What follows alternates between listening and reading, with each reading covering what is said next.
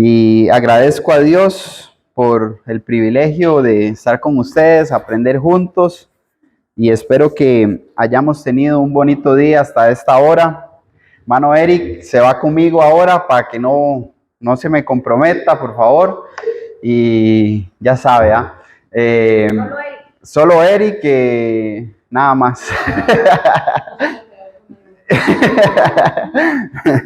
Pero qué dicha que estamos aquí, que hemos llegado con bien a seguir aprendiendo. Mami pues les manda saludos, ¿verdad? Está con mi hermano en casa. Ayer, gracias a Dios, que lo pudieron operar.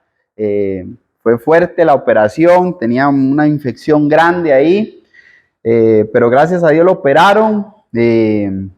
Mucho dolor, ayúdenos a orar por su recuperación.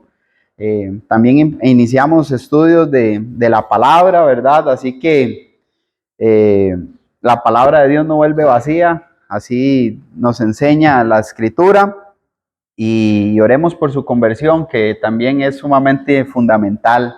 Y yo agradezco a Dios porque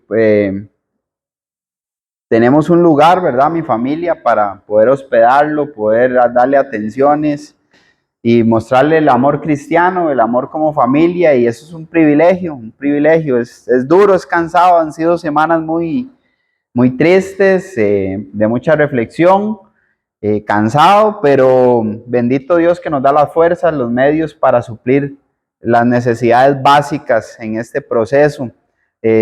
Muchos hermanos se han acercado, algunos hasta inclusive otras congregaciones, para tender la mano. No sé cómo, ¿verdad? Providencia de Dios, obviamente sí. Y todo ha ido obrando para bien, en favor de mi familia y en favor de mi hermano. Así que muchas gracias a ustedes por sus oraciones. La gracia y la obediencia en Cristo, hermanos, es el tema de hoy, para que usted que toma notas lo tenga ahí. El propósito básicamente es que comprendamos que la gracia de Dios no anula, ¿verdad? No anula lo que es la obediencia. Ese es el propósito general de esta clase. La gracia de Dios no anula la obediencia, sino que más bien la gracia lo que hace es demandar una vida fiel, ¿verdad? Una vida genuina, quiere decir esto, una vida verdadera, y que ambas, estoy hablando de la gracia y la obediencia, se relacionan entre sí y son fundamentales, ¿verdad? En cuanto al plan de Dios para la salvación. Muchos hermanos, muchos hablan de la gracia como si fuera un permiso para vivir sin obediencia. Pero la palabra de Dios a nosotros nos muestra otra realidad. Recuerdo en un tiempo, ¿verdad? Cuando estaba trabajando en una empresa, y había pues ahí un compañero que era miembro, ¿verdad? De una denominación, y pues él vivía en libertinaje, sin obediencia a la palabra de Dios, pero él decía, bueno, yo soy salvo, yo ya he recibido la salvación, y ya lo que venga, pues yo lo vivo como yo quiera. Lastimosamente esta doctrina o esa enseñanza, ¿verdad? Que básicamente viene del calvinismo, está destruyendo a muchas almas el día de hoy. Hay muchas almas que están destruidas, que están fuera de la gracia de Dios, básicamente. El apóstol Pablo, ustedes recuerdan allá en Romanos capítulo 6, ¿verdad? Donde él hizo una pregunta retórica: ¿perseveraremos en el pecado para que la gracia abunde? El versículo 2, ¿verdad? Fue enfático la respuesta: en ninguna manera. Es imposible que la gracia de Dios trabaje en nuestras vidas si nosotros no llevamos una vida en obediencia a la palabra de Dios, porque la gracia de Dios no vino para encubrir, ¿verdad?, el pecado, sino para librar a aquellas personas obedientes, con convicción, con fe, librar a estas personas, siendo nosotros parte de ella, y gracias a Dios todos redimidos por la sangre de Cristo en este lugar, viviendo o siendo libertados de lo que es el pecado, hermanos. Y yo le doy gracias a Dios por eso, gracias a Dios porque nuestras vidas no son vidas que nos levantamos con el ánimo, el deseo de pecar, ¿verdad? No nos levantamos con el deseo de infringir la ley de Dios, sino que esa libertad que tenemos en Cristo por su gracia, sé que esas son nuestras convicciones, nuestros deseos. Nos levantamos con el propósito de hacer la voluntad de Dios todos los días porque hemos entendido lo que es la gracia de Dios. Y hay una pregunta vital, ¿verdad?, que surge a raíz de esto, de la gracia y la obediencia en Cristo, es que si la gracia elimina la obediencia o la establece. Y esto es básicamente lo que vamos a ver el día de hoy. ¿La gracia elimina la obediencia o más bien la establece? Y el panorama básico de esta clase, vamos a ver esta palabra gracia, vamos a verla en muchos aspectos porque tiene muchos usos en el Nuevo Testamento. Vamos a ver también ese verbo obedecer o obediencia en el Nuevo Testamento, diferentes usos, aplicaciones a nuestra vida, y también vamos a ver esa relación inseparable que hay entre la gracia y lo que es la obediencia. Así que para entender o entendiendo esta verdad, la gracia y la obediencia es fundamental, hermanos, para la salvación de nuestras almas. Así que en primera instancia vamos a ver la gracia.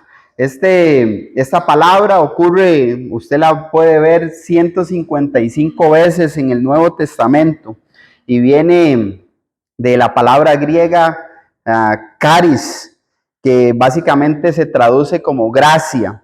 Y usted puede ver, recuerdan allá en Colosenses capítulo 4, versículo 6, sea vuestra palabra siempre con gracia, que básicamente es nuestra forma de hablar, nuestra manera de comunicar debe de ser una manera cordial, una manera agradable. Por eso Pablo les dice a la iglesia en Éfeso que sea sazonada con sal, para que sepáis cómo debéis de responder. Póngale sabor, ¿verdad?, a lo que vaya a decir, para que edifique, para que construya.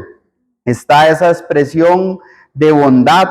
Recuerda en Lucas capítulo 2, versículo 40, dice que el niño crecía y se fortalecía y se llenaba de sabiduría y de la gracia. Esto quiere decir, bajo este contexto, del favor de Dios.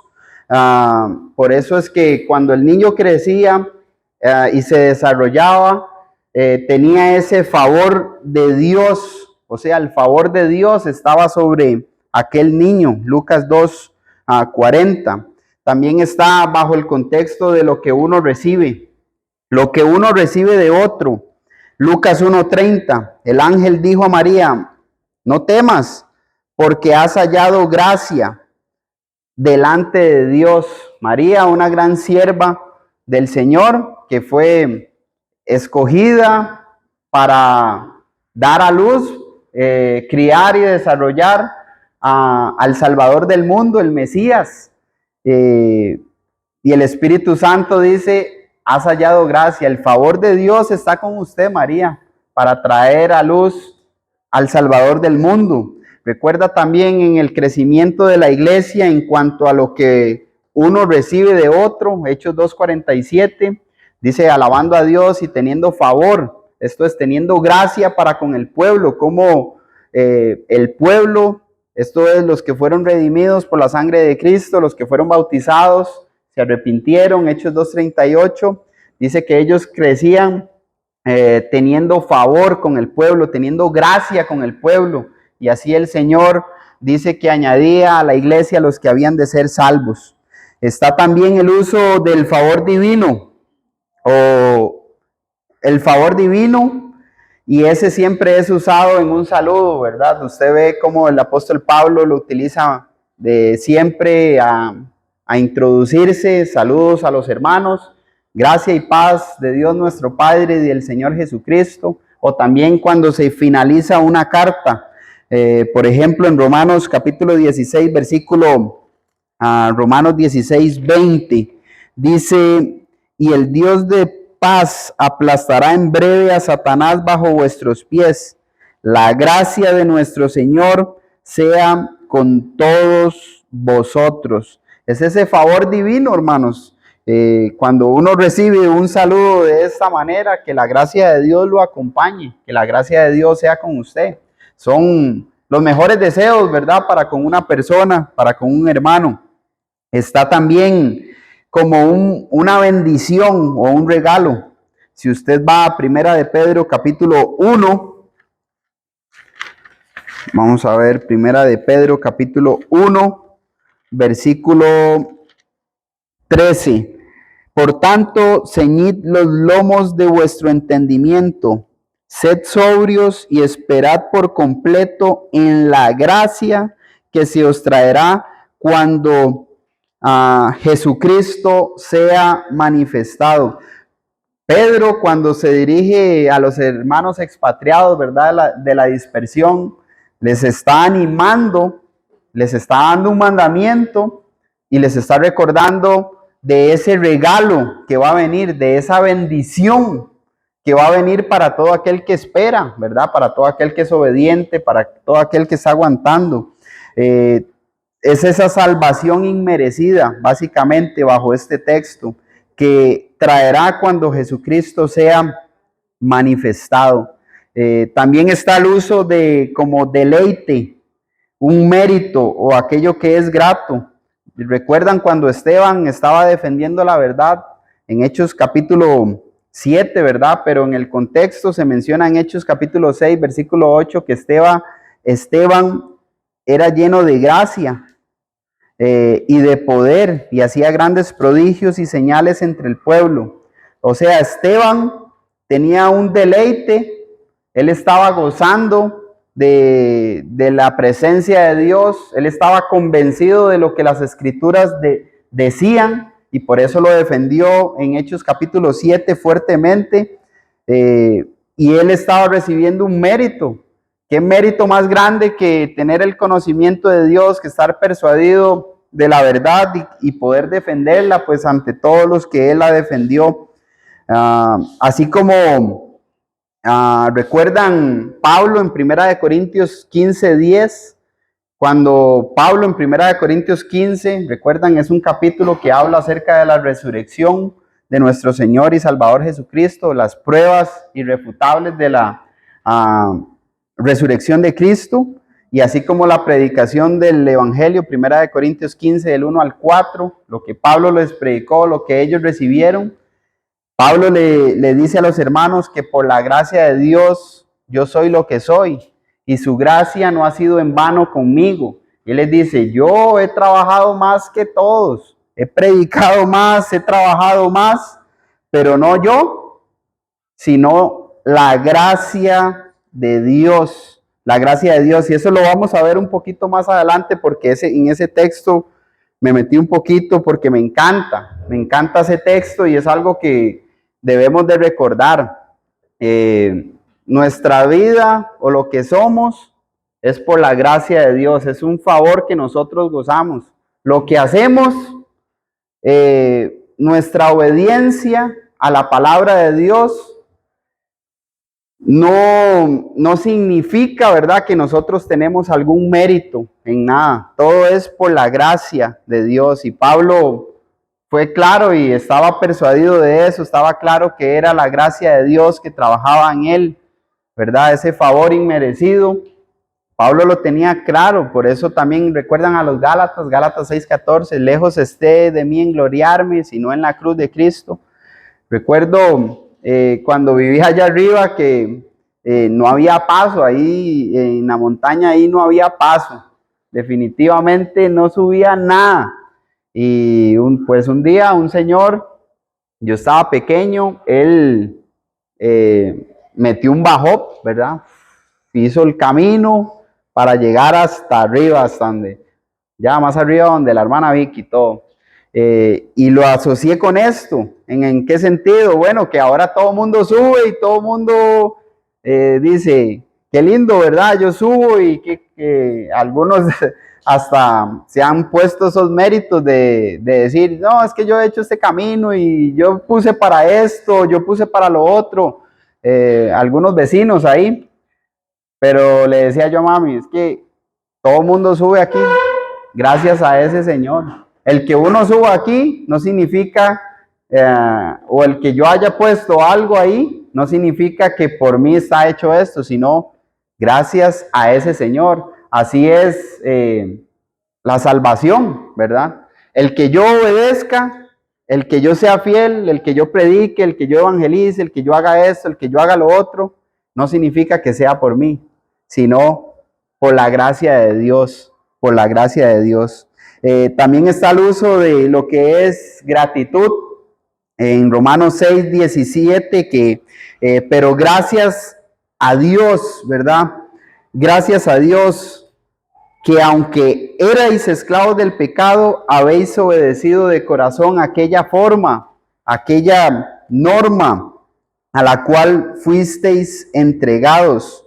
Gracias a Dios, ¿verdad? Gracias a Dios que hemos obedecido, hermanos, porque lo que nos espera por la gracia de Dios es lo mejor, ¿verdad?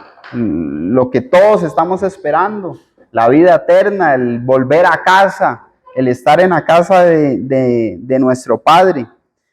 Y bajo este mismo uso de dar gracias, está Colosenses 3:16, la palabra de Cristo more abundantemente en nosotros, enseñándonos y exhortándonos unos a otros en toda sabiduría. Y dice, cantando con qué? Con gracia, esto es, con un corazón agradecido, hermanos. Por eso cantamos, por eso Dios nos manda que cantemos, porque Él quiere ver que nosotros demostramos a través de frutos y labios que confiesan su nombre lo que hay en nuestro corazón. Y a través de eso nos enseñamos los unos a los otros con cantos espirituales, ¿verdad?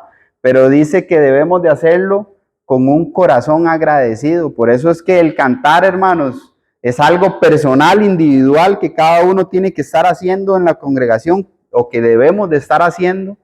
¿Por qué? Porque eso demuestra que nuestro corazón está agradecido.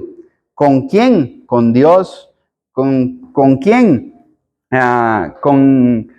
Con todo lo que Él ha hecho por cada uno de nosotros, hermanos. Así que su significado, ¿verdad? En cuanto a la gracia, que es lo que estamos viendo, se entiende mejor cuando uno ve los significados. Así que gracia, usted y yo lo podemos ver como un favor inmerecido. ¿Recuerdan el texto en Efesios capítulo 2, versículo 8? Por gracia sois salvos por medio de la fe. Y esto no es de vosotros, pues es un don de Dios. Entonces, ese don que vemos acá se refiere a un regalo que lo que hace es conceder al hombre lo que el hombre no merece. Pero usted ve cómo ese texto ha sido muy mal usado. ¿En qué sentido? Ve que la salvación es por gracia. Nosotros no tenemos que hacer nada, ¿verdad? No tenemos que hacer nada para la salvación. No tengo que hacer nada. Sí, nada más tienes que creer, dicen ellos. Pero el creer es algo o no es algo. Obviamente el creer es algo que tenemos que hacer. Pero aunque creamos, nosotros no significa que nosotros tenemos algún mérito por creer, ¿verdad? Por obedecer, sino significa confianza. Usted ve que por gracias sois salvos, dice por medio de la fe. Quiere decir esto, el inicio o el punto de partida de esa gracia trabajando en nuestra vida. Es por obediencia a ese plan de Dios para la salvación. ¿Iba a decir algo? Iba a poner un ejemplo que una vez usó mi hermano y Y es la mejor forma que yo puedo encontrar de explicar cómo funciona la gracia. Y es el hecho de que yo, por amor a usted, vengo y le traigo un regalo. Le Ajá. digo, Jean Paul, aquí hay un regalo para usted. Lo único que usted tiene que hacer es venir. Venga, agárrelo. Yo voy ahí. Ajá. Entonces, usted tiene que tomar acción para ir y agarrar ese regalo. Yo se lo voy a dar, no le voy a cobrar por eso. Es completamente suyo. Y se lo estoy dando de buena voluntad, pero lo único que le estoy pidiendo es que venga por eso. Así Y es. una vez que yo se acerca y lo toma, es suyo. Así, así. Exactamente. Y ese recuerdo, ahora que usted dice esto, también el hermano predicador allá en Roberto Gamboa, el hermano Gamboa, Rodrigo Gamboa, cuando yo estábamos hablando de ese tema, o el hermano estaba estudiando con el hermano, y el hermano decía, Jean Paul, vea, yo le quiero regalar $1,000,000, me dice. Nada más tienes que ir a mi casa allá en Limón, ¿verdad? Tienes que ir por él. Me decía, y me hizo la pregunta él, ¿es un regalo o no es un regalo? Digo, ya y sí, nada más tengo que ir ahí, listo. Ok, eso es la gracia de Dios. Eso es la gracia de Dios. Eh, el Señor hizo todo, ¿verdad? Ya estaba planeado desde antes de la fundación del mundo. Nuestro Señor Jesucristo vino y ejecutó ese plan, ¿verdad? Eh, Él nada más espera que seamos obedientes, o sea, que tengamos fe, confianza. Eh, ¿Deja de ser eso un regalo? Jamás, ¿verdad? Porque no es por méritos nuestros. La gracia es un favor inmerecido, pero la gracia también lo vemos como un medio de justificación. Recuerda en Tito capítulo 3, Tito 3:7, para que justificados por su gracia viniésemos a ser herederos conforme a la esperanza de la vida eterna. La gracia, hermanos, es el medio por el cual Dios declara justo al pecador. Sin la gracia, o sea, sin la gracia, la gracia lo que hace es posible la justificación. Recuerda que la semana tras anterior, yo pensaba que era la semana pasada, vimos lo que era la justificación, ese acto en el cual Dios absuelve al pecador y que ese pecador no puede hacerlo por él mismo, sino acude, ¿verdad? Acude a través de la obediencia a Dios y Él nos justifica, nos absuelve de pecado, nos libra de la ira, en fin, y un montón de cosas más que suceden con la justificación, pero la gracia hace posible la justificación, algo que nosotros como seres humanos no podemos hacer. Entonces, la gracia es el medio por el cual Dios declara al hombre justo, justo delante de Dios, porque la gracia es medio para la justificación. Pero también la gracia no solamente queda ahí, ¿verdad? Sino que la gracia va o es ese poder que transforma la vida.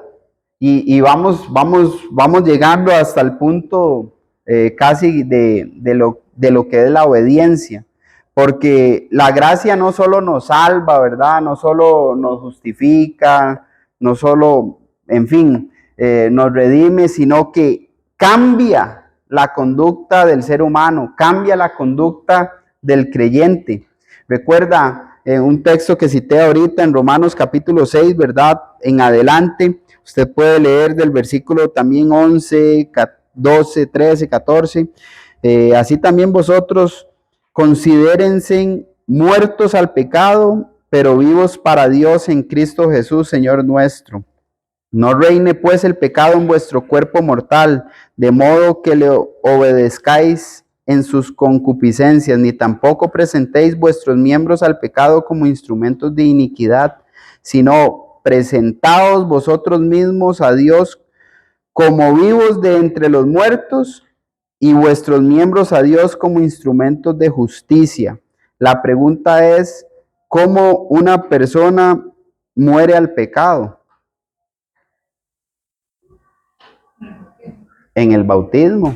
En el bautismo una persona muere al pecado. ¿Para qué? Para ya no vivir más en el pecado, para ya no llevar una vida práctica del pecado. Por eso es que la gracia la vemos, el uso de esta palabra como aquello que transforma la vida del ser humano. La gracia no es para que yo la tome y yo viva como yo quiera, sino para yo vivir como Dios quiere que yo viva. Tito capítulo 2, usted puede apuntar ahí versículos 11 al 13. Tito 2,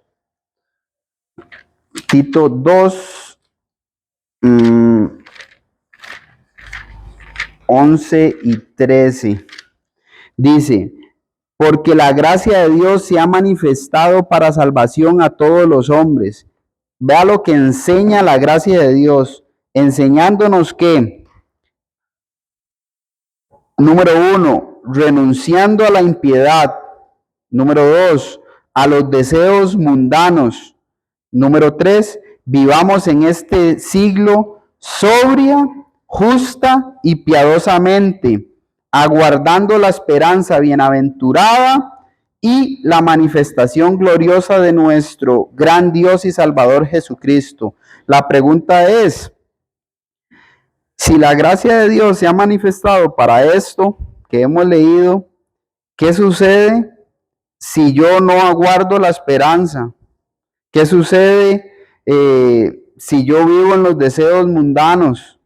¿Qué sucede si yo no renuncio a la impiedad?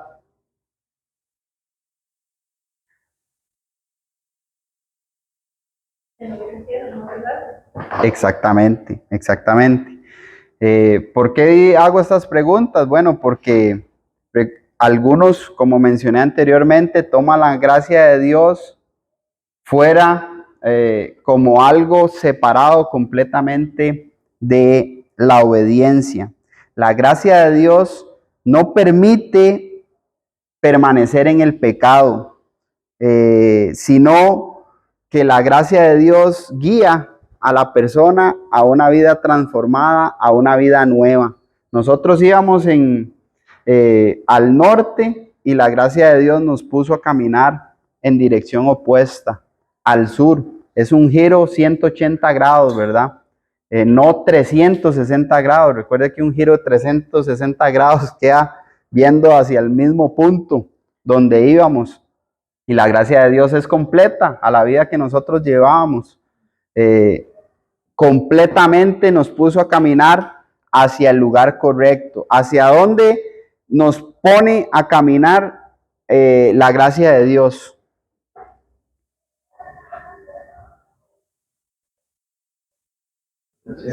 Al cielo, totalmente. Nosotros, ¿para dónde íbamos entonces? Al infierno. No hay punto medio. O íbamos caminando para el cielo o íbamos caminando para el infierno. Pero la gracia de Dios, ese favor inmerecido de Dios, nos puso a caminar, ¿verdad? Hacia el cielo, hacia nuestro hogar. ¿Iba a decir algo, Pri? Vieras que más bien justo usted acaba de decir la palabra, como yo siempre he visto la gracia y no es un regalo, para mí es más bien un favor, porque un regalo ustedes le dan un regalo y usted hace lo que quiera con ese regalo. Si usted quiere lo bota, si usted quiere lo valora, si usted quiere no lo valora, ¿verdad? En cambio, un favor es porque usted necesitaba hacer algo por eso, pero alguien más lo hizo por usted. Entonces, creo que justamente la gracia es tan importante porque no se trata solamente de que nos la hayan dado, sino de que la valoremos y justamente hagamos con ella lo que Jesús esperaba que hiciéramos, ¿verdad? Y es aprovecharla. Entonces, me gusta esa palabra ahorita justamente Jesús usó porque... Un favor inmerecido. Un favor inmerecido. Hay diferentes usos. Usted vio que al principio vimos diferentes usos que tiene esta palabra en el Nuevo Testamento. Y no lo había visto así, ¿verdad? Tal vez desde la perspectiva de si agarro el regalo como hago lo que quiera, pero cuando usted recibe un regalo y usted valora ese regalo, usted lo cuida, ¿verdad? Pero si usted no valora ese regalo, sea lo que sea, ¿verdad? Sea lo que sea, personalmente hablando ya, humanamente hablando, usted lo bota, pero digamos, usted recibe, por ejemplo, nosotros, bueno, allá en Estados Unidos que se da que mucha gente se manda cartas, ¿verdad? Usted le llega una carta y usted nada más lo que ve son firmas así, y lo que dice es, Dios te bendiga, tal vez la carta. Y digamos, si usted valora eso, usted lo guarda, usted esto no lo bota, y usted dice, ¿para qué va a guardar en una carta ahí? Ya usted lo vio, pero es algo muy preciado. Entonces es un regalo, ¿verdad? Que tal vez para cualquiera no puede valer nada, pero yo decía, uy, vea, tenía así cajas, cajas, algo que Katy me dolió cuando nos vinimos, que eran demasiadas, la verdad, que uno tenía y las tuve que dejar, pero sí, pero también está ese punto que usted dice, puede que uno tome un regalo y nada más lo vea como cualquier cosa y yo hago lo que me da la gana con él, ¿verdad?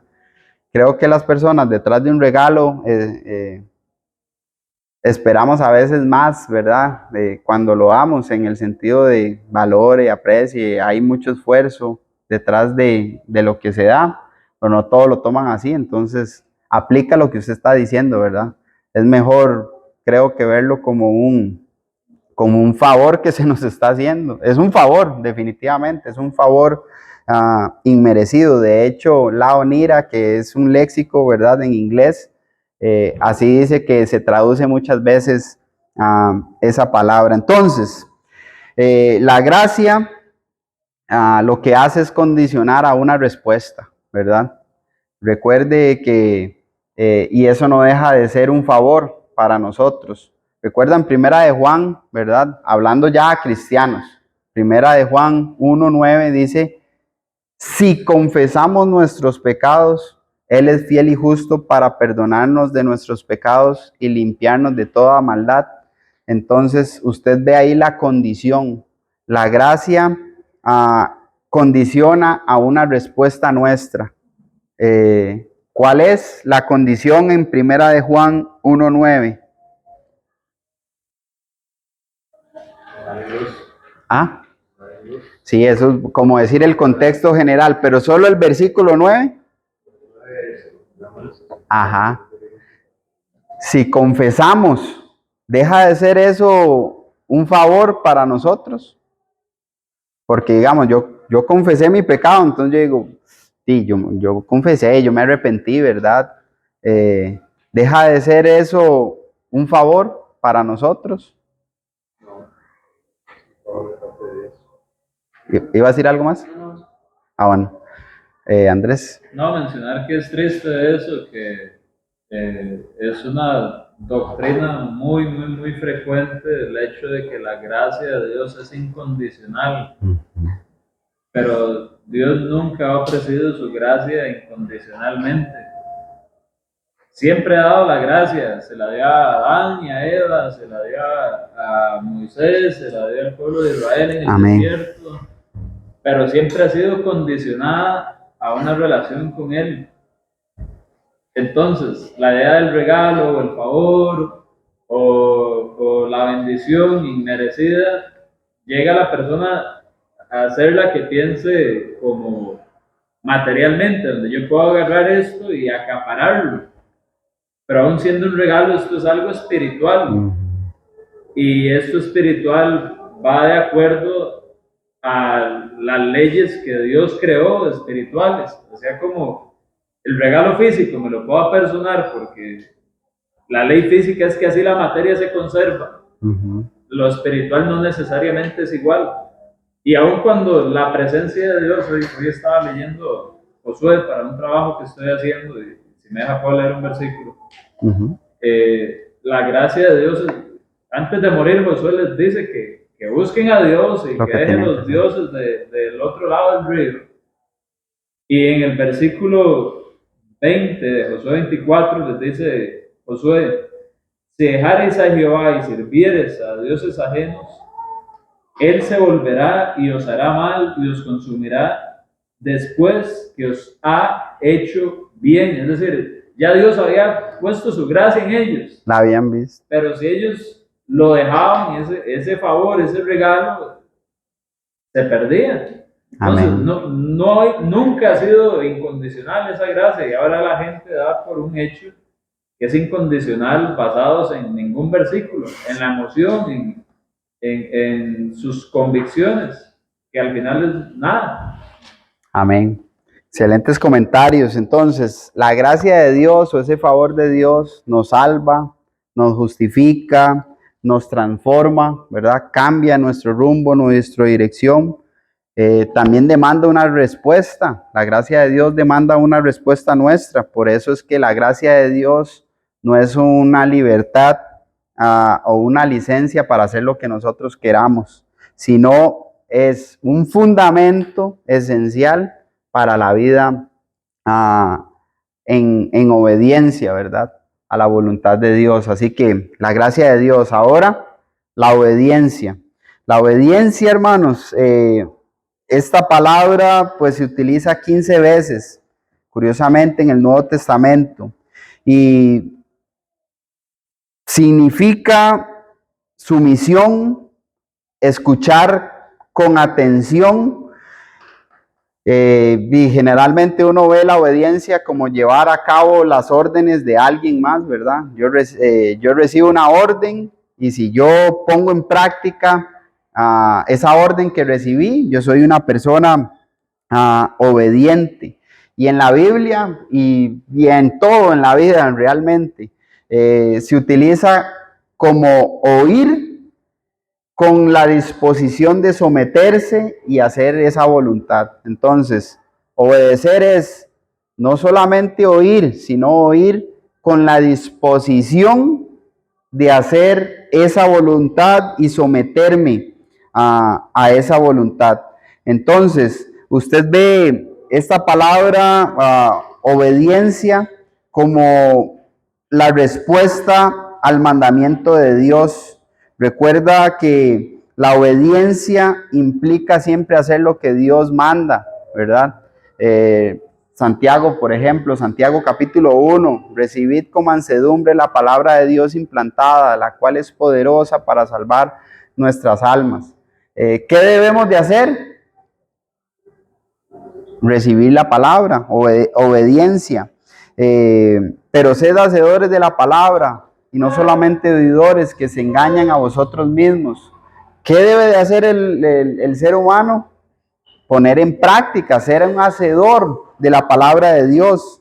Así que la obediencia no es solamente conocimiento, sino es una acción conforme a la instrucción de Dios. Y la obediencia también se ve como una vida que cambia completamente bajo el contexto de Juan, como ahora lo mencionaba Byron, que decía que es andar en luz, ¿verdad? Caminar en luz. También están, ahí hay un contraste que se utiliza en esa carta, recuerda que lo vimos, los hijos de Dios y los hijos del diablo. Entonces, ¿cómo usted y yo podemos identificar a un hermano, verdad? Estamos hablando de un hermano obediente, a un hermano hijo de Dios o aquel que es hijo del diablo. Primera de Juan 3:9 dice, ¿cómo se manifiesta aquellos que son nacidos de Dios? Cuando usted ama a su hermano, o sea, cuando usted se preocupa, tiene una relación estrecha, hay intimidad, hay afinidad. Usted identifica a una persona obediente y a una persona desobediente a la voluntad de Dios. Eso se ve, hermanos, se ve claramente. ¿Por qué? Porque el Espíritu Santo nos lo deja a nosotros claro en las Escrituras. Cuando alguien ama y cuando alguien no ama. Entonces, una persona que ama es una persona que es obediente a la voluntad de Dios. Y amar como Jesús amó, ¿verdad? Amar cuando hay desprecio, amar cuando no me aman.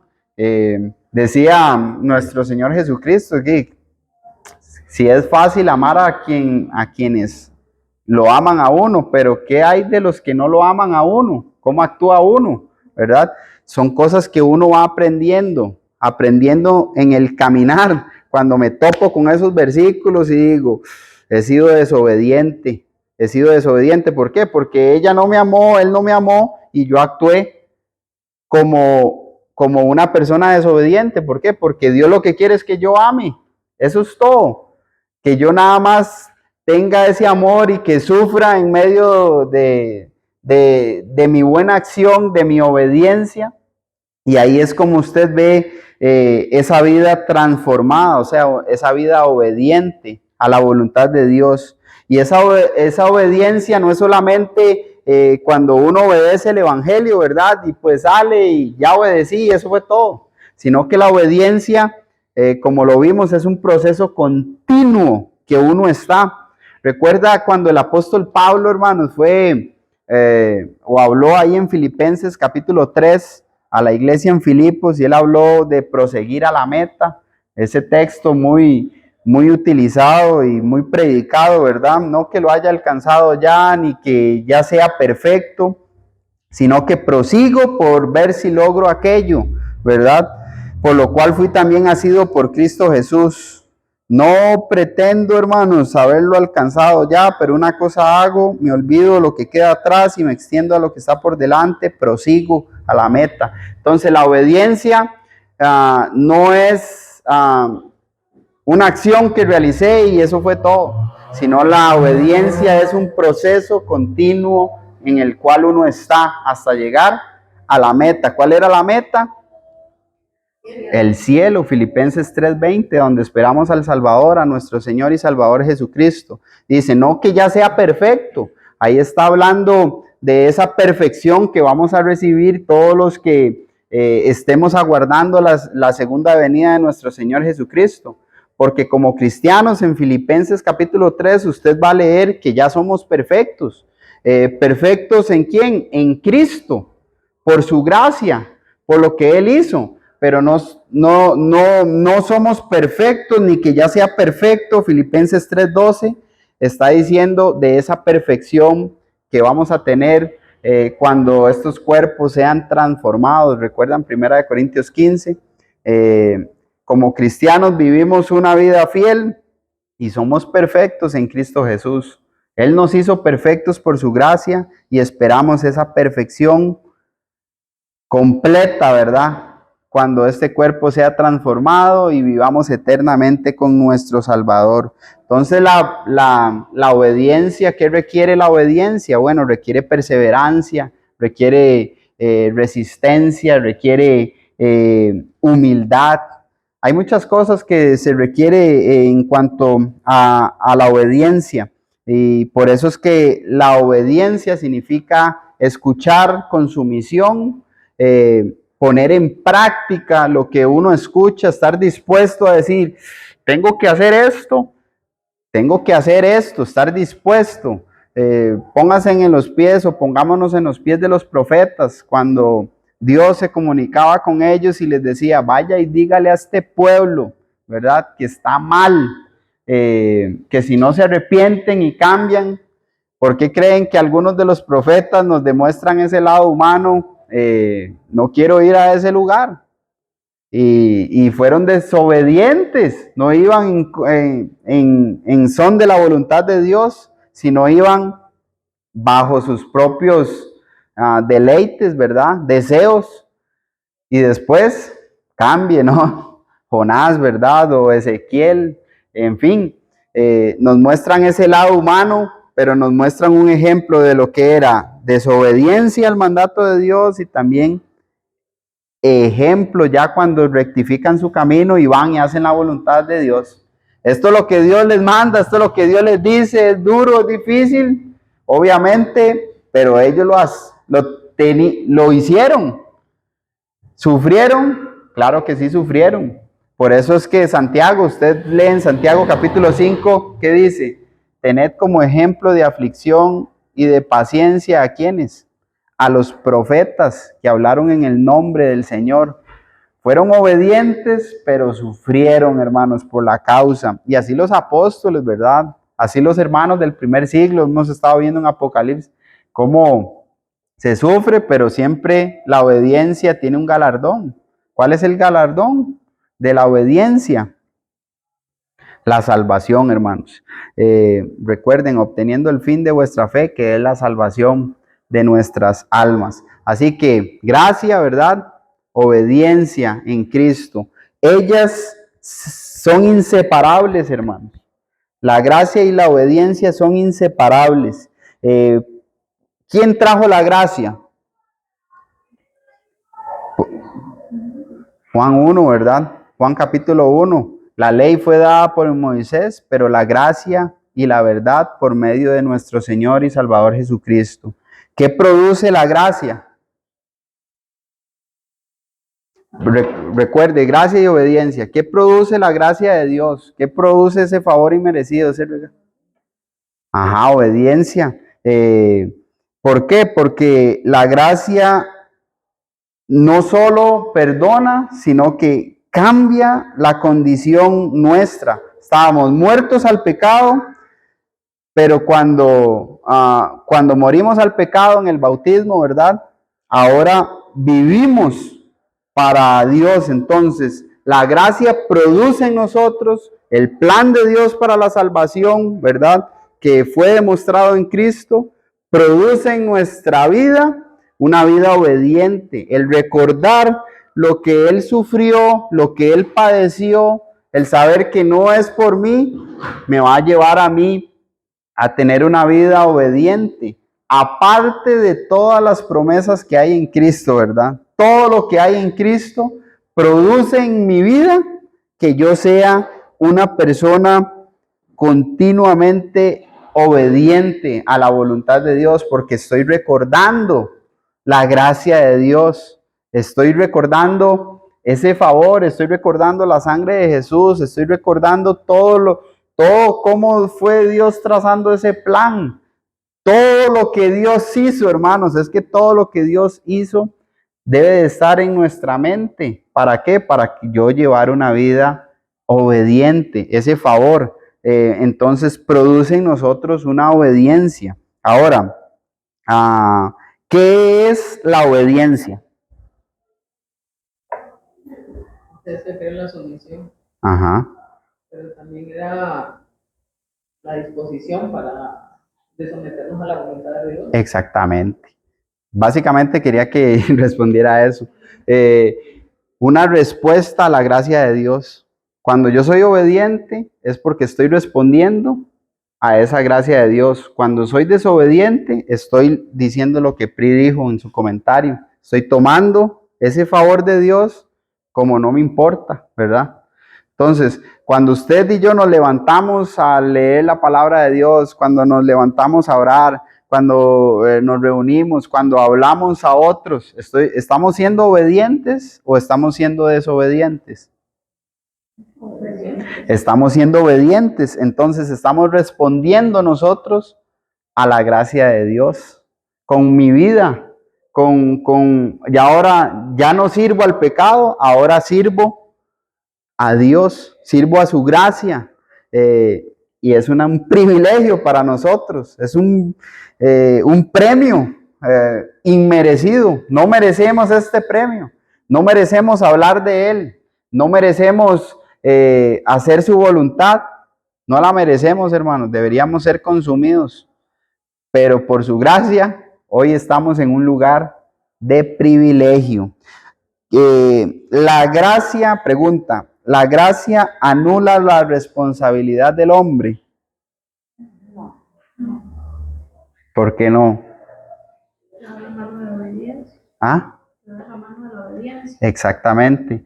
La gracia jamás anula la responsabilidad del hombre. Más bien lo que hace la gracia es establecer esa responsabilidad. Ese favor me lleva a mí a ser una persona obediente, a ser alguien que actúe en favor de la gracia de Dios.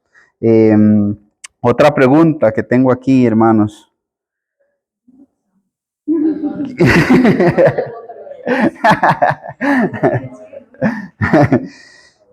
¿Qué evidencia nuestra obediencia? Los frutos. Ujú, exactamente. ¿Qué pasó? Están pensando en voz alta.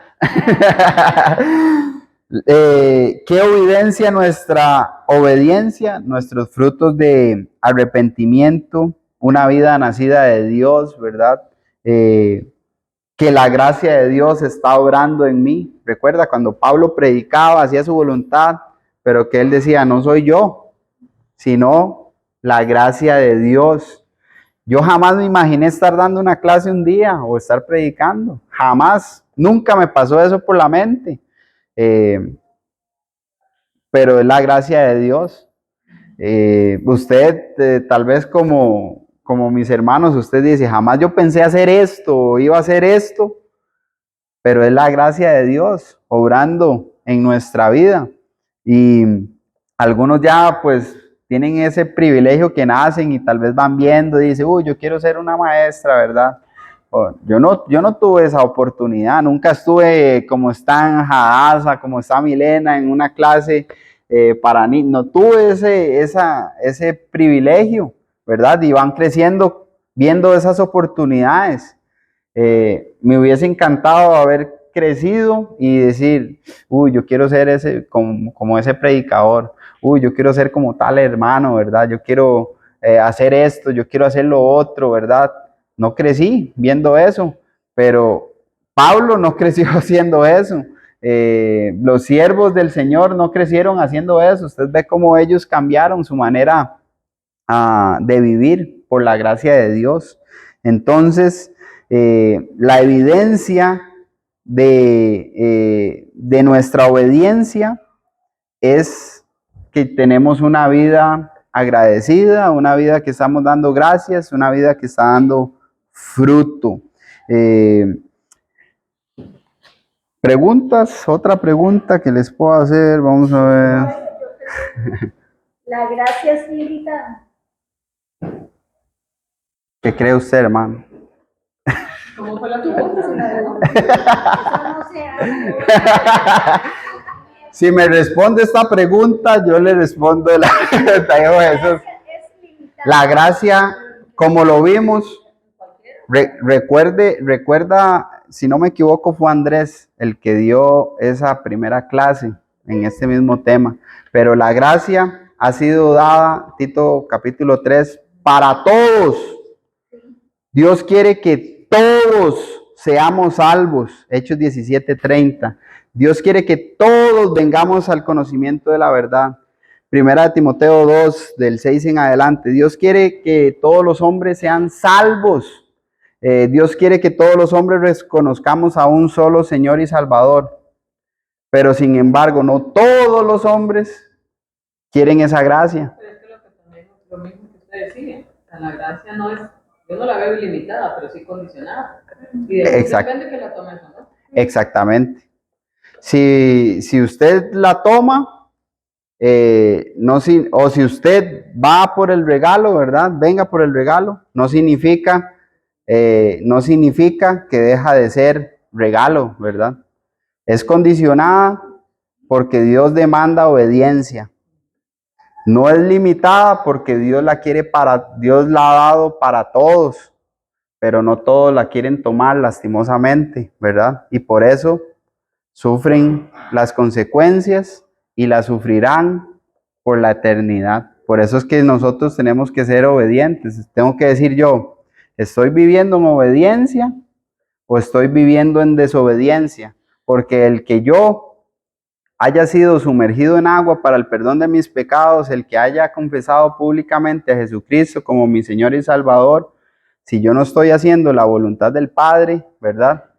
En cuanto a ese punto de salvación, en perseverar hasta el día, ¿verdad? Como hemos visto varios textos, hasta ser fiel, por ejemplo, hasta el punto de la muerte, Apocalipsis 2:10, no la alcancé, como dice, no se vista porque no va a entrar, a pesar de que ya obedeció. Por eso el llamado siempre es para nosotros como miembros.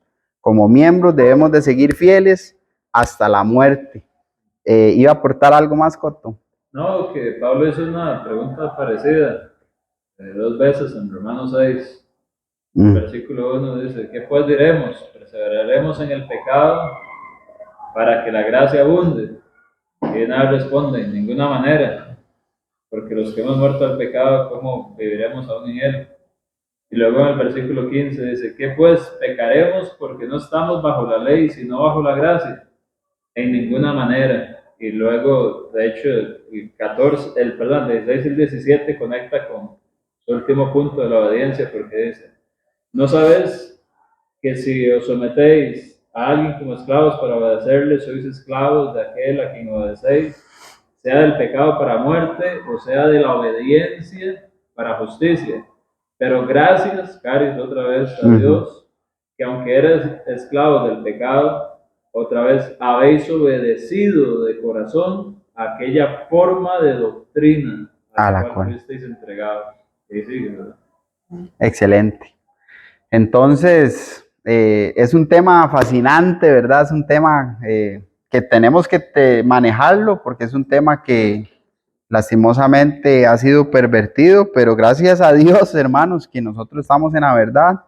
Y memorice algunos textos, ¿verdad? Que pueden ayudar en cuanto a eso, que pues, por ejemplo, Efesios 2, hermanos, Efesios 2, no solo el 8, ¿verdad? Vaya hasta el 10. En fin, y hay todos los que he mencionado, algunos de los que he mencionado ahorita. Pri, y cerramos la clase. Pues yo siento que a veces nosotros, y hablo por mí, no valoramos lo suficiente esa gracia a como vivimos en momentos rudos de nuestra vida. Por ejemplo, si yo voy manejando y alguien se me atraviesa, ¿cómo actúo yo en ese momento? Porque esos son los momentos, es muy fácil ser cristiano cuando usted está en medio de cristianos o está en el edificio o en medio de un culto, es muy sencillo. Y es muy sencillo para todos nosotros mover la cabeza y decirle a usted que sí, pero ¿cómo estamos valorando esa gracia cuando nadie nos ve o cuando estamos en medio de personas mundanas, ¿verdad? Porque eso también es otro. Yo le decía a Andrés un día de esos, mi vida espiritual, y le soy sincera, ha crecido mucho más ahora que no tengo gente alrededor todo el tiempo del mundo, porque sé que personas como una Masi, por ejemplo, que se rodea de personas muchas veces fuera de la iglesia, la ven más dura todavía. ¿Entiende? Que personas que tal vez ni siquiera salimos a trabajar. Entonces, es una lucha dura, pero creo que la gracia de Dios para con nosotros nos debe hacer, la gracia de Dios para nosotros nos debe motivar a dar la pelea y tratar de valorar siempre esa gracia. Definitivamente. Sí, hay momentos de momentos, ¿verdad?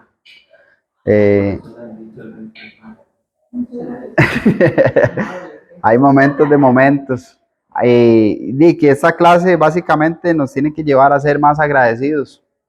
Nos tiene que llevar a ser más agradecidos.